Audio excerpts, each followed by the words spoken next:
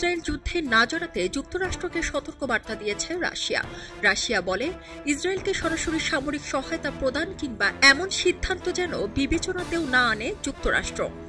যুক্তরাষ্ট্র যদি এমনটা করে তাহলে তা মধ্যপ্রাচ্যে মারাত্মক অস্থিরতা সৃষ্টি হতে পারে।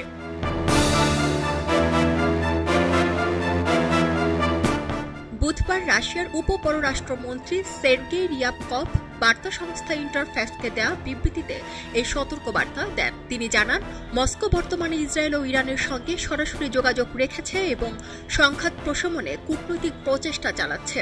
রাশিয়া বহুদিন ধরে মধ্যপ্রাচ্যে যুক্তরাষ্ট্রের হস্তক্ষেপের সমালোচনা করে আসছে, নিজেকে সংঘাত নিরসনের ভারসাম্য রক্ষাকারী শক্তি হিসেবে তুলে ধরার চেষ্টা করছে। এদিকে ইরানের সর্বোচ্চ নেতা আয়াতুল্লাহ আলী খামেনি বলছেন, ইসরায়েলকে তার ভুলের জন্য কঠোর শাস্তি পেতে হবে। মার্কিন প্রেসিডেন্ট ডোনাল্ড ট্রাম্পের সাম্প্রতিক বক্তব্যের বিষয়ে খামেনি হুঁশিয়ারি করে বলেন, মার্কিনিরা জানুক, যুক্তরাষ্ট্র যদি সামরিক হস্তক্ষেপ করে তবে তার ফলাফল হবে অপূরণীয় ও ভয়াবহ।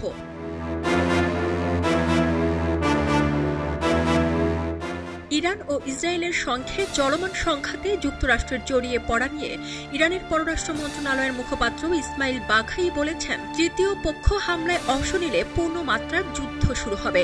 ইসমাইল বাঘাই বলেন, কোন তৃতীয় পক্ষ ইসরায়েল ও ইরানের মধ্যকার যুদ্ধে সরাসরি জড়িয়ে পড়লে সেটি কেবল এই অঞ্চলেই নয়, বরং এর বাইরেও ছড়িয়ে পড়বে ভয়াবহভাবে।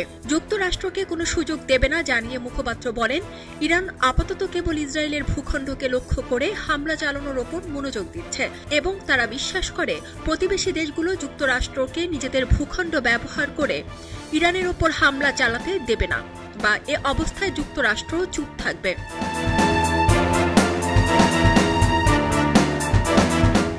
এদিকে রাশিয়া সহ সব দেশের সঙ্গে যোগাযোগ করছে ইরান, কারণ তারা জাতিসংঘের নিরাপত্তা পরিষদের স্থায়ী সদস্য। ইরান বলছে, আমরা প্রত্যাশা করি যারা জাতিসংঘের নিরাপত্তা পরিষদের দায়িত্বপ্রাপ্ত তারা যেন এই হামলার নিন্দা ও সমাধানের পথ খুঁজে বের করতে সক্রিয়ভাবে কাজ করে। সারা জেরিন, খবরের কাগজ।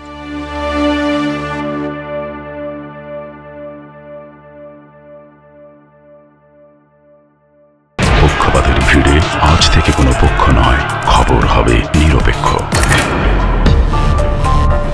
বানোয়ার তথ্যবাদ, খবর হবে নিখাদ।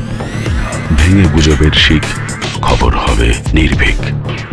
খবরের কাগজ, নিখাদ, নির্ভীক, নিরপেক্ষ।